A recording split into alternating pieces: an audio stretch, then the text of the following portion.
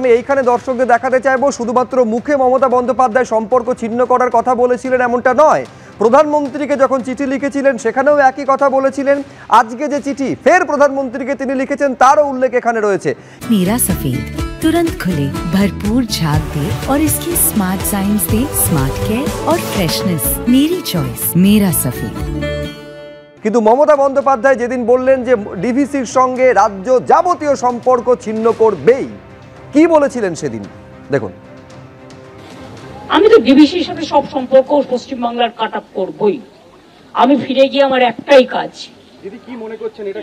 পুরো দ্বীপ জল ছাড়া, বৃষ্টির জন্য এই বন্যা হয়নি। This is not for rain. Yes, 4-5 days there was a rain, but we can tolerate that.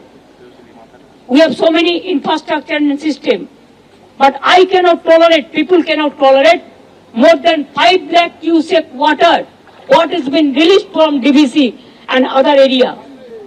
Definitely the negligence from central government, no dredging, no desiltation, years to years, and we are fighting the battle every year. Why Bengal people will fight the battle?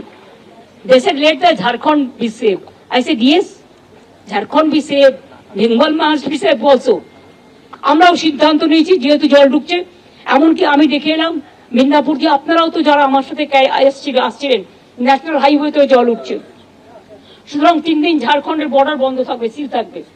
Please send this message to Rajiv Kumar DG immediately. 3 দিন border থাকবে বন্ধ, তার কারণ গাড়ি ঢুকলে জলে ডুবে যাবে, এটা আমি চাই না।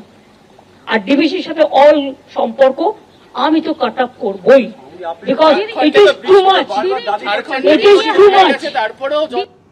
রাজ্যের এই বন্যা পরিস্থিতির জন্য দায়ী কে তা নিয়ে কেন্দ্র রাজ্য টানাপোড়েন একেবারে তুঙ্গে পৌঁছেছে, পত্রযুদ্ধ কার্যত চলেছে। এবার ফের মুখ্যমন্ত্রী মমতা বন্দ্যোপাধ্যায় প্রধানমন্ত্রীকে 4 পাতার চিঠি লিখেছেন, যেখানে কেন্দ্রীয় জলশক্তি মন্ত্রীর দাবিকে সম্পূর্ণ নস্যাৎ করে দিয়েছেন এই চিঠিতে। রাজ্যের সম্মতি নিয়েই ডিভিসি জল ছাড়ে, এই দাবি মানতে পারছি না।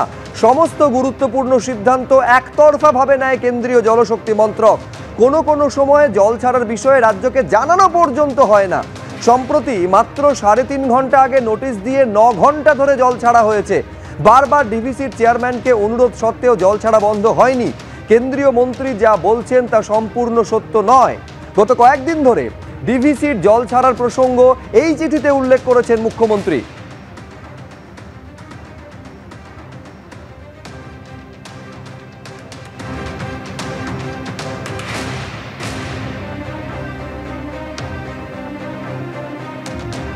আমরাও সিদ্ধান্ত নিয়েছি, যেহেতু জল ঢুকছে, এমনকি আমি দেখে এলাম মিদনাপুর দিয়ে, আপনারাও তো যারা আমার সাথে আসছিলেন, ন্যাশনাল হাইওয়েতে জল উঠছে। সুতরাং 3 দিন ঝাড়খণ্ডের বর্ডার বন্ধ থাকবে, সিল থাকবে। Please send this message to Rajiv Kumar DG immediately. 3 দিন বর্ডার থাকবে বন্ধ, তার কারণ গাড়ি ঢুকলে জলে ডুবে যাবে, এটা আমি চাই না।